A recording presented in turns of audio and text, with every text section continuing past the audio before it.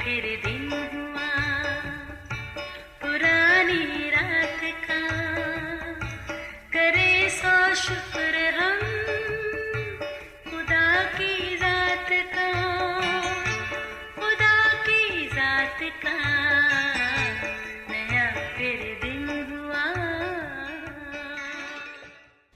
आज की आयत। हर एक अपने ही अहवाल पर नहीं बल्कि हर एक दूसरे के अहवाल पर भी नज़र रखे।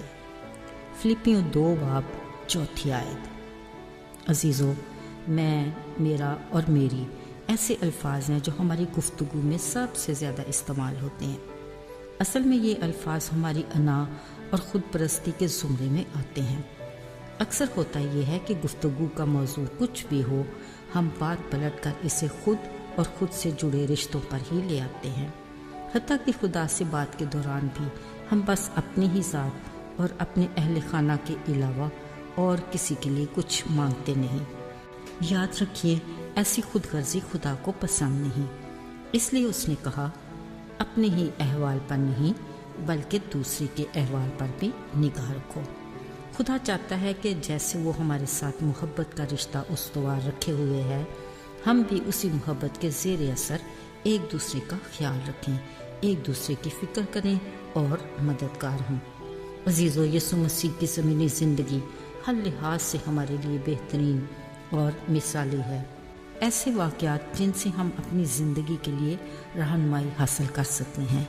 बतौर कामिल इंसान उनका रवैया और सलूक काबिल सिताइश है। गुफ्तगू ऐसी शीरीन और तालीम का अंदाज़ ऐसा धीमा कि हर वक्त एक भीड़ में घिरे रहते थे।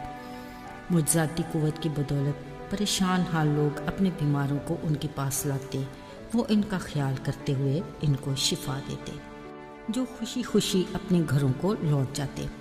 अजीज़ों, उनकी सारे दिन की मसरूफियात उस वक्त के मजहबी रहनुमाओं के लिए बड़ी तकलीफ दह होती, मगर यीशु अपने आराम से बढ़कर दूसरों के लिए अपनी ज़िंदगी का पल पल वक्फ करके खुशी महसूस करते। एक दिन वो कफरनहूम में एक घर में आए। जैसे ही ये खबर आसपास फैली, इतने लोग जमा हो गए कि दरवाजे के पास भी जगह न रही। वो जिस अपनायत से तालीम देते, लोग उतनी ही दिलचस्पी से सुनते। ऐसे में कुछ लोग एक मफलूज को यीशु के पास लाने की कोशिश कर रहे थे, मगर भीड़ के सबब से वो अपने मकसद में किसी तौर कामयाब नहीं हो पा रहे थे। पर उन्होंने भी हिम्मत नहीं हारी। उन्होंने बड़े तरीके से उस घर की छत को उधेड़ कर मफलूज की चारपाई को नीचे यीशु के सामने लटका दिया। अजीज़ों, ये काम आसान नहीं था, मगर मफलूज की मदद करने वाले चाहते थे कि वो बीमार हर सूरत शिफा पा जाए। यीशु ने उनका ईमान देखकर मफलूज से कहा, बेटा जा, तेरे गुनाह मुआफ़ हुए। ये सुनते ही मफलूज उसी पल उठा और उन सब के सामने अपनी चारपाई उठाकर चला गया। बहुत से लोगों के लिए उस मफलूज की शिफा खुशी का सबब बनी, मगर भीड़ में मौजूद मजहबी लीडरों ने बड़ी नागवारी से शिकवा किया कि यीशु को किसने इख्तियार दिया कि किसी के गुनाह मुआफ़ करे, जबकि इसी जुमले को सुनकर वो मफलूज उन सब के सामने शिफा पा गया था। ये पहली बार नहीं, कई बार उन्होंने यीशु को बीमारों को शिफा देते वक्त ये फिक्रा सुना था और इसी पर बीमारों को भले चंगे होते देखा था। मगर यीशु को इन मजहबी लीडरों की परवाह नहीं थी।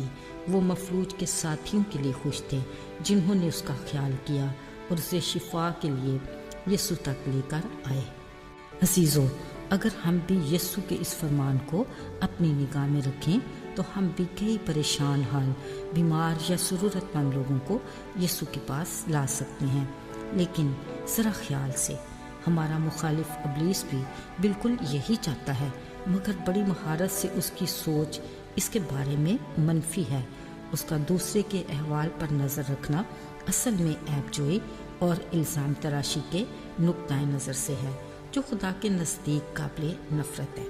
बतौर मसीही हमें खुदा के इस फरमान पर एहतियात करके अमल करना है ताकि हमारे बाप खुदा की खुशी पूरी हो और हम उसी के फजल से उसके नाम को जलाल देने का वसीला बने। आइए दुआ करें। ऐ खुदा बाप, हम शुक्रगुजार हैं और खुश हैं कि तू हर कदम पर ہمیں خطروں سے آگاہ کرتا ہے تاکہ ہم اپنی زندگی کے کسی بھی معاملے میں اپنے دشمن کے سامنے شرمندہ نہ ہوں۔ توفیق دے کہ ہم تیرے نقش قدم پر چلتے ہوئے دوسروں کا خیال کریں تاکہ نہ صرف اپنے بلکہ دوسروں کے لیے بھی برکت کا باعث بنے۔ یسوع کے مبارک نام میں آمین۔